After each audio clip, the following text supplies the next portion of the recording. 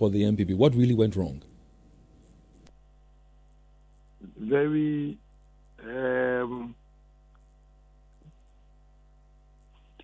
early days yet.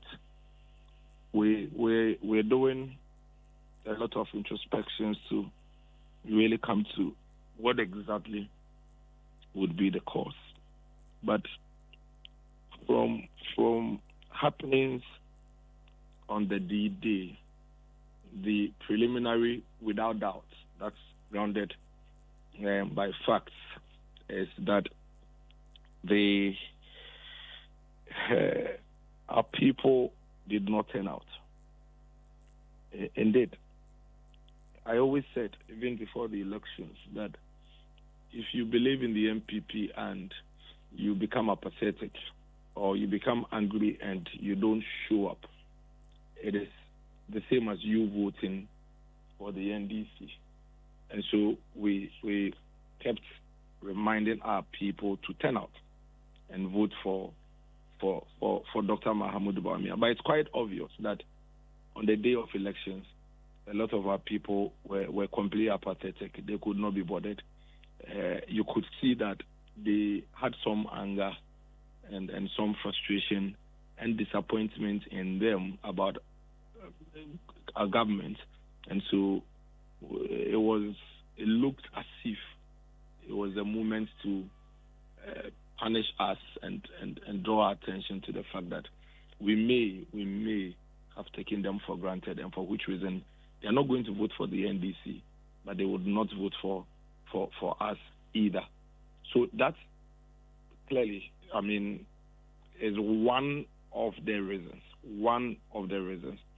There may be so many other reasons, but I'm sure coming days, as we do the reflections and do our detailed research, we'll get to know the other things that we have caused. But if you look at Greater Accra, a region that in 2020 the MPP had 1.253179 votes, 1,253,179 votes. The NDC had 1,326,489. Okay, so in 2024, the MPP gets 681,535, almost half, close to half of the votes we got in 2020. Now, if you go to the NDC side, you realize that in 2024, NDC gets 1,260,832, almost the same votes. And that's clearly, with that data, it clearly tells you that some 600,000 or a little over 500,000 people who voted for the MPP in 2020 just did not show up for the MPP in 2024. Because if these people had even come to vote and vote for the NDC, or if the NDC's vote in 2024 is reading 1,800,000 and something thousand, then you could say that, all the MPP guys who voted for them in 2020 have moved their votes to the NDC in 2024. That would have been the easiest conclusion. But clearly, if you look at the numbers and you look at the turnouts in Greater Accra, you look at the number of people who did not turn out, and then you look at the votes, it is quite clear that some people who voted for the MPP in 2020 just did not show up to vote in 2024 to even determine whether they were going to vote for the MPP or vote for the NDC. They just did not show up. And so for a political party, that is how you can easily measure the apathy in your area. Ashanti region, we did about 1.79 million in 2020. We are doing about 1.3 million in 2024. The NDC did 653,000 in 2020 and still doing 697,000 in 2024. So you see the NDC maintaining their numbers, and you see the MPP losing close to about 300 to 400,000 of votes in Ashanti region alone. And for each of the regions, when you follow the data, you realize that for each of the regions, that's exactly what is happening. I think it's just the Northeast region or so that we had some positive growth.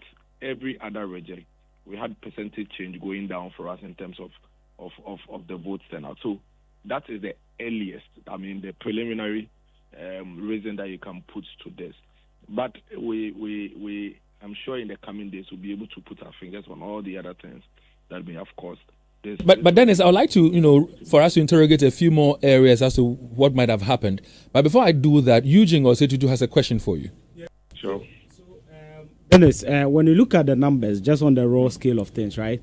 In the last election, John Mahama, President Kufuor, just 6 million, right? Now, listening to you, and indeed, the data is true.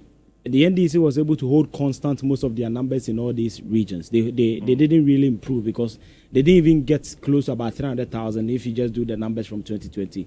So, in your view, what changed between 2020 and 2024 for you to lose close to 2 million voters who showed up for the MPP in 2020, not showing up for the MPP in 2024, between 7th January or 7th December 2020 and 7th December 2024? What changed? I mean, there's one thing for sure. Eugene, it's quite obvious that our people got disappointed in us at some point between 2020 and 2024. Clearly, we found ourselves in a very difficult time between 2020 and 2024 with all these global economic difficulties that every country was going to get out of. And I think in the process, in managing these economic challenges, we should have engaged more with the people in other areas that they complained about. For me, that is my very personal view. Maybe later on the research will show more. For example, it's quite obvious that in areas like the National Cathedral, it's quite obvious that in areas like cost of living, people were truly going through it. And you'd realize that even for our campaign, Eugene, I'm sure you have done an analysis of the manifestos. For our campaign, cost of living, reducing cost of living and dealing with cost of living, job creation, took almost about 80 to 90% of our campaign. Our manifesto was heavy on job creation and reducing cost of living for our people. So clearly it meant that it was an issue, and even we acknowledge that it was an issue. But maybe, just maybe, we didn't engage enough to carry the people along the recovery journey. And so it's either they are punishing you for it, or they express their frustration and say, listen, I don't want to vote for NDC, but I just don't want you guys to have my vote, so let me just stay at home. So those are some of the things. National Cathedral, it's something that clearly people were not so happy about. For die-hard MPP people, there were clear-cut internal issues that they thought we could have handled better. For example, reshuffle issues.